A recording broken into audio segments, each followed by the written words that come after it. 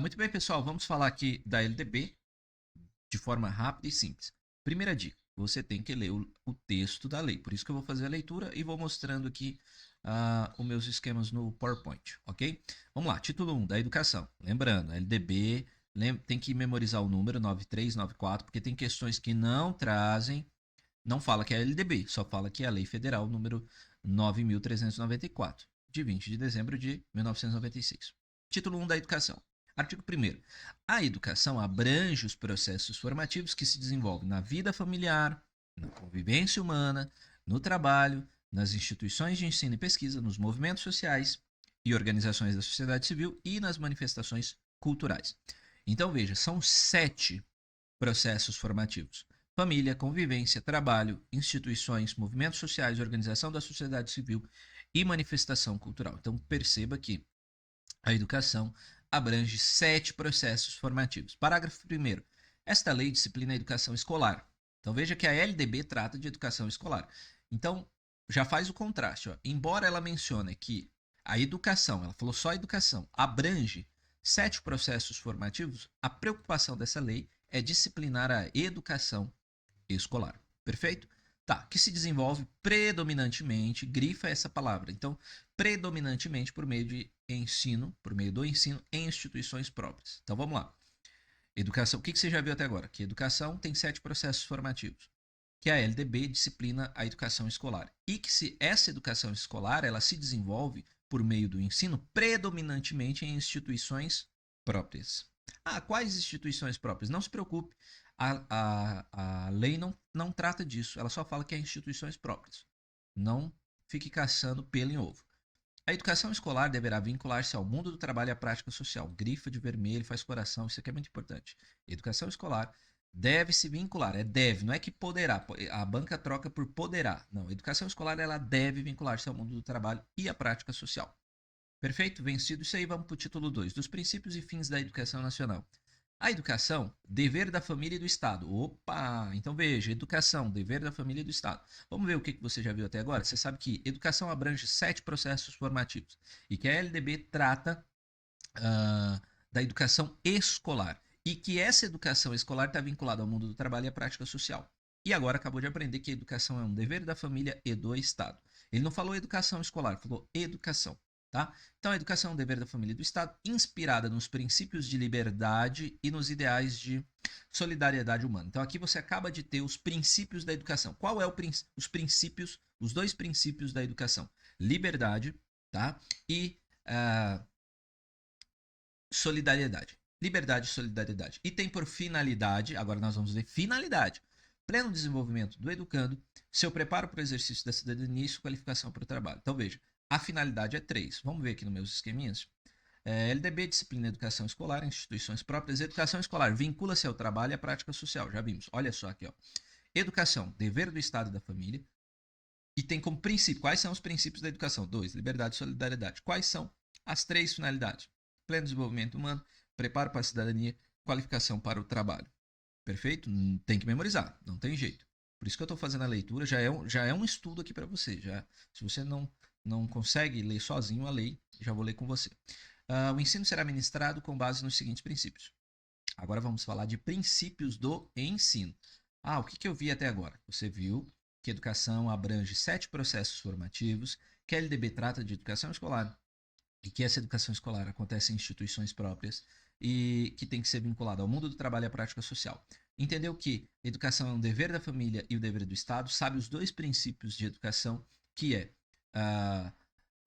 liberdade e solidariedade, e sabe as 3 finalidades. Quais são as 3 finalidades? Desenvolvimento do educando, né, obviamente, preparo para a cidadania e a qualificação para o trabalho. O ensino tem aí ao todo 14 princípios. Então nós vamos estudar os 14 princípios. Igualdade de condições para o acesso e permanência na escola. Preste atenção, é igualdade de condições tanto para o acesso quanto para a permanência. Então não adianta só matricular o aluno, né? Fazer matrícula de aluno é dar o acesso, condições de acesso. Mas e aí? Como que você vai manter material didático, né? Vamos tratar dos alunos especiais, por exemplo.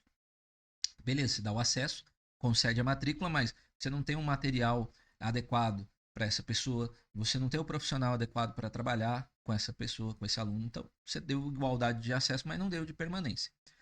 Obviamente que vai gerar uma evasão escolar, isso é óbvio.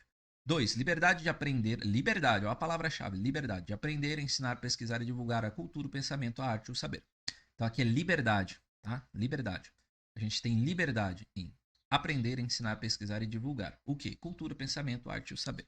Pluralismo de ideias. Troca muito, tá? Não é individualismo de ideias. É pluralismo de ideias e de concepções pedagógicas. Respeito à liberdade. Respeito à liberdade e apreço à tolerância. Presta atenção nessas duas palavras, porque troca. Pode falar apreço à liberdade e respeito à tolerância. Ah, mas estaria correto. Segundo o texto de lei, não. É respeito à liberdade e apreço à tolerância. Tem que ficar esperto. Coexistência de instituições públicas e privadas de ensino. Então, as instituições públicas e privadas vão coexistir. Gratuidade do ensino público em estabelecimentos oficiais. Então, a gratuidade, preste atenção nisso. Lembra que coexistem instituições públicas e privadas, perfeito? Só que a gratuidade, ela é só nos estabelecimentos oficiais, é no ensino público e ainda nos estabelecimentos oficiais. Valorização do profissional e da educação escolar. Coraçãozinho aqui, né, é o que todos nós desejamos. Valorização do profissional e da educação escolar.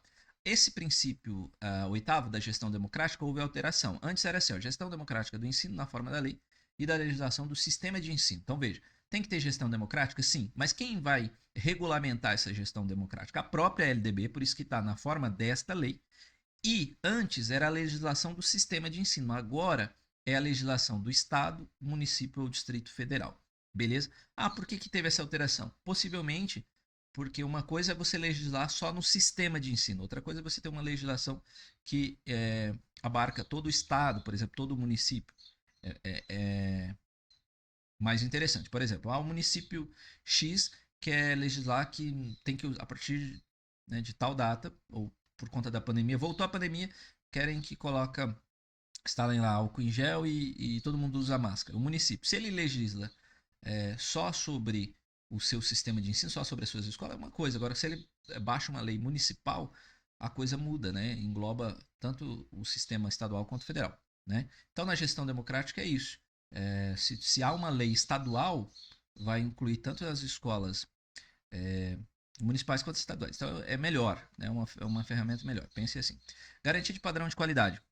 Outro princípio, valorização da experiência extra-escolar. Vinculação, aqui show de bola, marca de vermelho. Ó. Vinculação entre educação escolar, trabalho e práticas sociais. Então veja, educação escolar está vinculada. Repete, né? Olha só, mesma coisa que está dizendo aqui. Ó. A educação escolar deve se vincular ao mundo do trabalho e à prática social.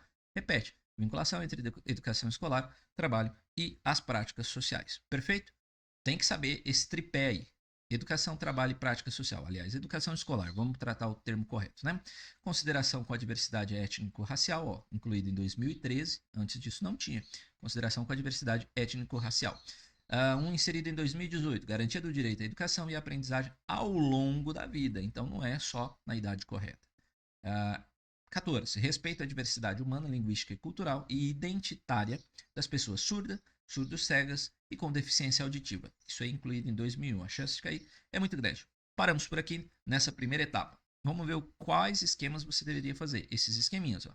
O processo formativo família, né? Lembrar que é família, convivência, trabalho, instituição de ensino e pesquisa, movimentos sociais, organização da sociedade civil e manifestação cultural.